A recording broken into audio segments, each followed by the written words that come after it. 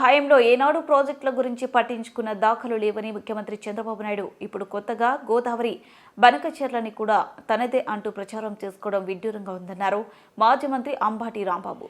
తాడేపల్లి నుంచి వీడియోతో మాట్లాడిన అంబాటి, నదులు ప్రవహించే ప్రతి నీటి బొట్టు భూమి మీదకు రావాలని దివంగత మహానేత వైఎస్ఆర్ ఆశించారని, అందుకే పెద్ద ఎత్తున జలయజ్ఞాన్ని ప్రారంభించారన్నారు. అటువంటిది ఇప్పుడు కొత్తగా గోదావరి బనకచెర్లని కూడా తనదే అంటూ చంద్రబాబు ప్రచారం చేసుకుంటున్నారన్నారు. ఈ ప్రాజెక్టు విషయంలో చంద్రబాబు చేసిందేమీ లేదన్నారు.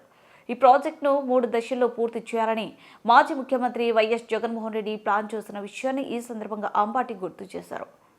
23 ప్రాజెక్టుల దాకా పూర్తి చేశారు. చంద్రబాబు నాయుడు గారి తర్వాత వచ్చిన జలయజ్ఞం నాదేనంటాడు. పోలవరాన్ని నేనే సృష్టించానంటాడు. పోలవరం కోసం తాపత్రయపడ్డానంటాడు. ఆయన 14 సంవత్సరాలు ముఖ్యమంత్రిగా ఉన్నప్పుడు పోలవరం గురించి ఆలోచించిన సందర్భమే లేదు, జలయజ్ఞం గురించి ఆలోచించిన సందర్భమే లేదు, నీటిపారుదల ప్రాజెక్టుల గురించి కనీసం ఆలోచించుకోకుండా టెక్నాలజీ గురించి గొప్పగా ఆలోచించానని పదే పదే చెప్పుకునేటటువంటి వ్యక్తి.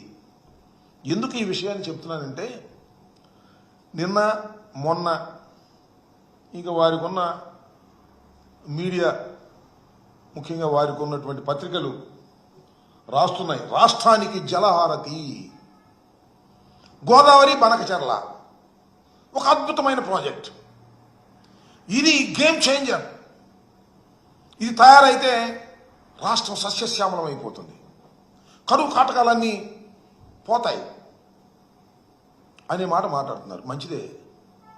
అసలు ఈ గోదావరి బనకచెర్ల ఈయనే కనిపెట్టినట్టు, ఈయనే దాన్ని ప్రారంభించబోతున్నట్టు చెప్పేసుకుంటున్నాడు.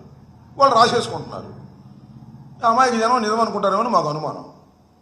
అందువల్ల నేను ఈ విషయాన్ని మీకు సమీపంగా సాధ్యమైనంత వరకు వివరించాలనే ఉద్దేశంతో మీ ముందుకు రావడం జరిగింది. ఏ విధంగా అయితే జలయజ్ఞం నా సొంతం అని ప్రచారం చేసుకుంటున్నారో, ఇవాళ గోదావరి బనకచెర్ల స్కీమ్ కూడా, అంటే నదుల అనుసంధానానికి సంబంధించినటువంటి ఈ స్కీమ్ కూడా తనదేను అని ప్రచారం చేసుకునే తాపత్రయాన్ని మనం ఇక్కడ చూస్తున్నాం. అది కరెక్ట్ కాదని చెప్పేటటువంటి ప్రయత్నమే నాది.